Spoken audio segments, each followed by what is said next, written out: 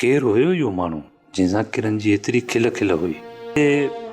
किरण ऐं उन माण्हू जे विच में ग़लति वास्ता त न आहिनि? न न, ईअं किरण कोन कंदी।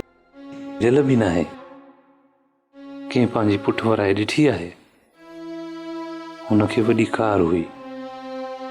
थी सघे थो किरण हुन जी आसूदगीअ खे ॾिसी हुन ते मुहिजी पई हुजे। जी इज़त ऐं पंहिंजे खानदान जे वक़ार जो ख़्यालु कोन थींदो त गैर मर्द जी गाॾीअ में न वञी विए हा। हुन मुंहिंजो फोन बि अटेंड न कयो। छा ॻाल्हि आहे पुट?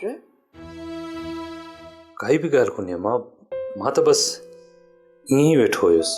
पुट, मूंखे त लॻे थो तूं परेशान आहीं। मूंखे वरी कहिड़ी परेशानी आहे?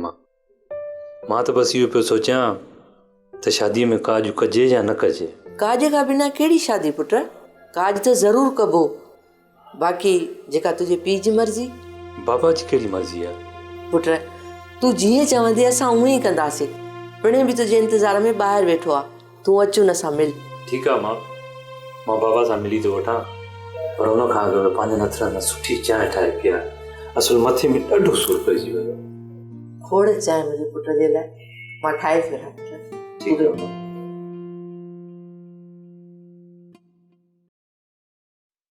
मासी ॾाढी तकड़ी मोटी आहे, ॿ टे रातियूं ॿियूं बि रही पई आहे। छो भला माई तोखे एॾो साड़ थो थिए?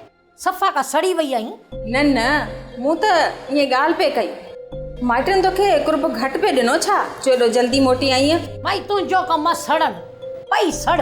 सड़े मुंहिंजी जुती, मां छो सड़ंदसि? सड़ंदी तूं आहीं।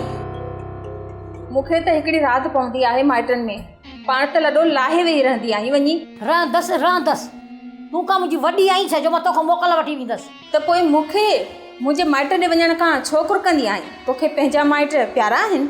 अमीना तूं इहा ॻाल्हि यादि रखे छॾ त तूं हिते एवज़ में आयल आहीं। जेसि ताईं मुंहिंजी पारस हिन घर में न ईंदी त तूं बोॾां कॾहिं कोन वेंदी आहे। अलाए छो कोन वेंदसि? ॾिसां त मूंखे केरु थो रोके माइटनि खां वञण लाइ। अमा, तव्हांजो हिते क्रोध लॻो पियो आहे। ऐं अदा माजिद, छा थियो मुंहिंजे माजिद खे? किथे आहे माजिद? अस्पताल में आहे अदु। अमा मूंखे हाणे फ़ोन कई अथई। अस्पताल? पर छो? भाॼाई, अधे जी गाॾी नंढड़े छोकिरे सां टकराइजी वई आहे। उनखे खणी अस्पताल वियो आहे। चए थो त छोकिरे जी हालत नाज़ुक आहे, सो मां बि होॾे वञा थो। अमा, परेशान न थिजो। ड्रामा सीरियल सिलसिला मोहब्बतुनि जा तमाम एपिसोड्स ॾिसो हाणे HD क्वालिटीअ में।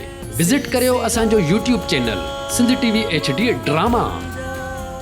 सब्सक्राइब कयो असांजो official YouTube channel Sindh TV HD drama ऐं वधीक अपडेट लाइ बेल आइकन खे क्लिक करियो।